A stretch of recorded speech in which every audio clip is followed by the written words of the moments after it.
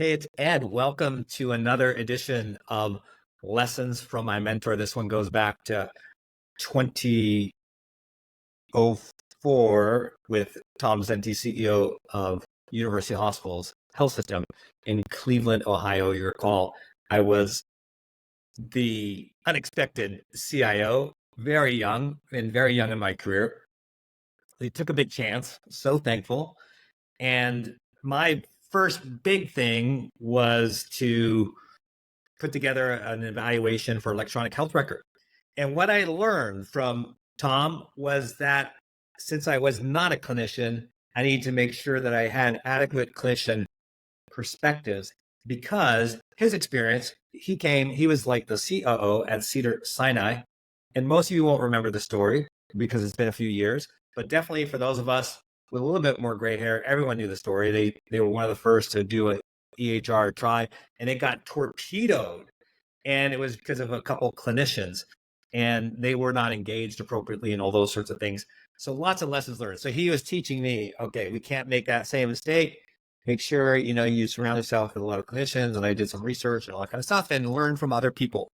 And so I came up with my own theory at that point because of the inputs from others and really lived it throughout my entire career and still do today. Even in the consulting practice I work in, I have a peer who's a physician.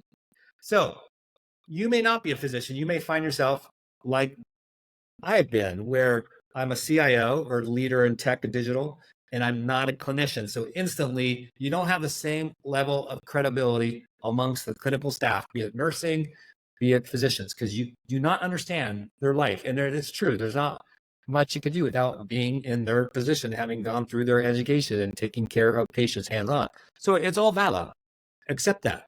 But there are some things that you can do to sort of strengthen the effectiveness of your role and the role of technology in your organization. So a few things that you could do are, so I'll talk about organizationally first, and then I'll talk about some things personally. Organizationally is have a CMIO and have a CNIO.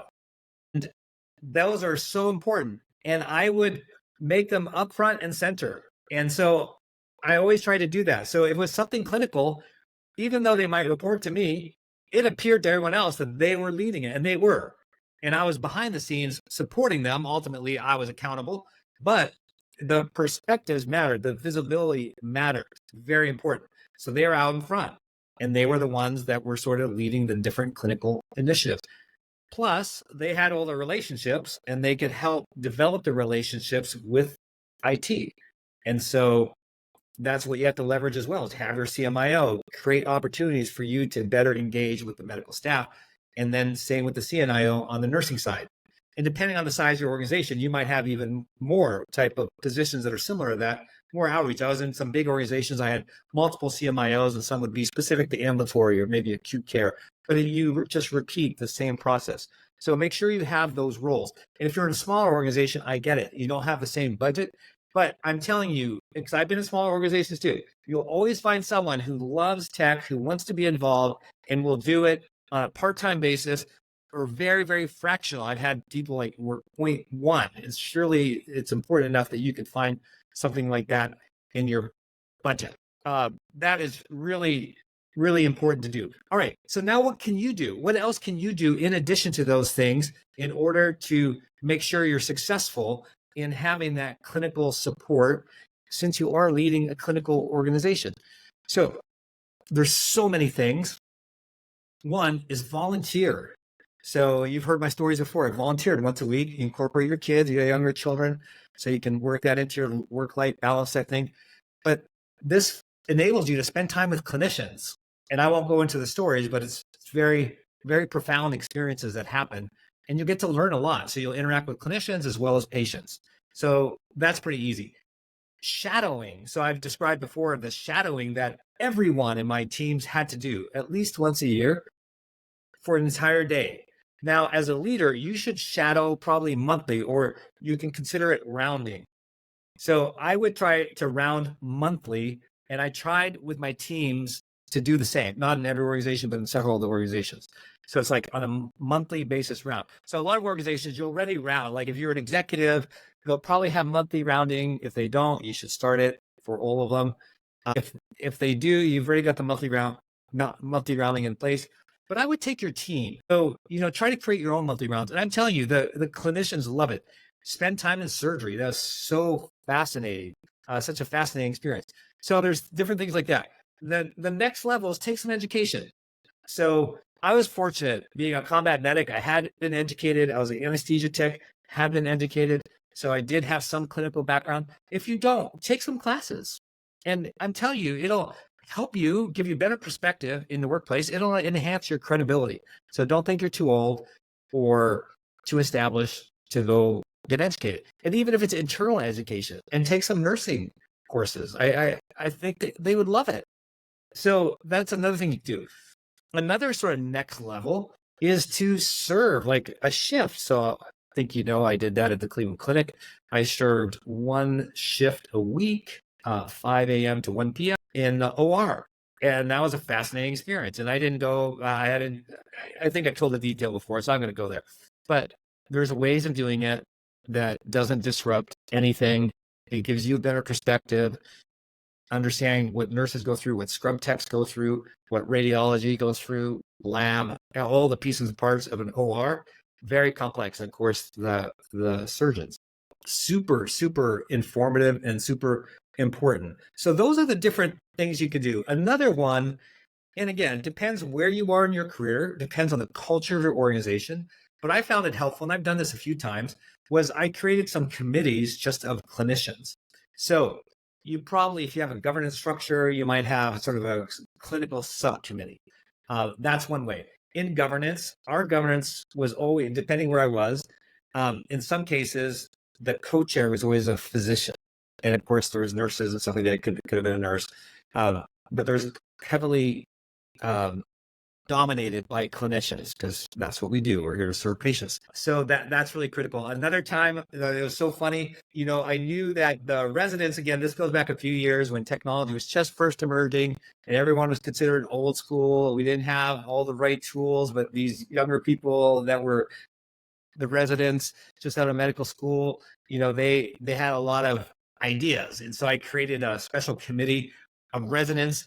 In the first meeting we ever have, this goes back to Cleveland, I picked like one of the cool bars. So I was like, we'll just meet up after hours in a cool venue, just chill and relax. And I'd never seen these people before, or maybe I've seen one or two of them, but this is mostly done through email and email recommendations, if you wanted to belong, that kind of thing.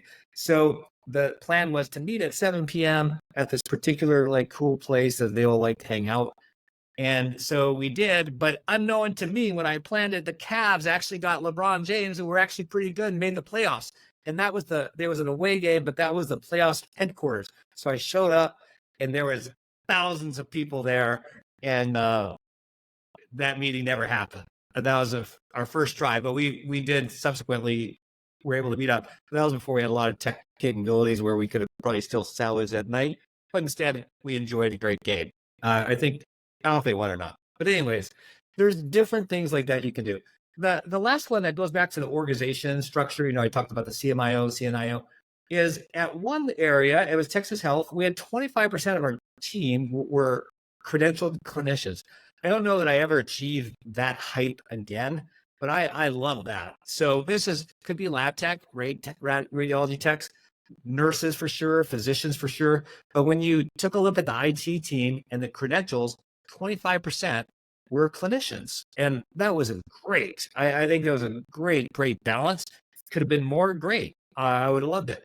So there's different techniques you can use. So there's never a reason why you shouldn't be dominant with clinicians on your team, leading, that you should be dominant in terms of your interactions with clinicians. I gave you a lot of different ways to achieve that. The other things that I did, you just be creative. I'm just giving you like the easy ones, the non-creative ones, but some more creative ones I would have walk with Ed. So I one organization where I served, it was in a cold city. So we had all these walkways, like miles of walkways connecting buildings. And I knew clinicians were rounding at 7. So I was like, walk with Ed. I don't know, it was Thursday mornings at 6 a.m. And so I would meet with clinicians who wanted to meet, And so it was like office hours, right? If we're the professor, but we would walk. So we'd get our steps in.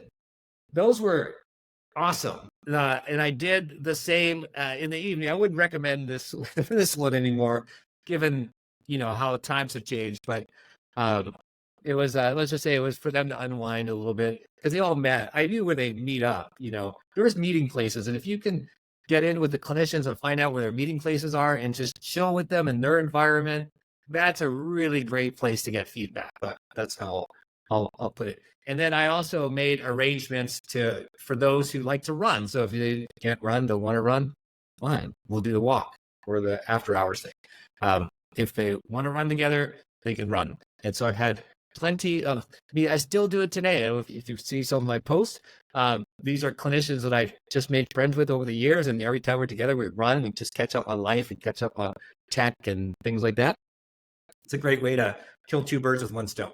So a lot of different ideas there. So there's really no reason why you shouldn't be full of ideas, full of relationships with clinicians, and just bring them as close as you can. Let them lead, empower them, get out of the way. You're behind, obviously, still engaged, all that kind of stuff, because ultimately you're probably responsible for a lot of what's going on. But never an excuse not to just really leverage clinicians to the top of their license. So thanks for watching Lessons from My Mentors.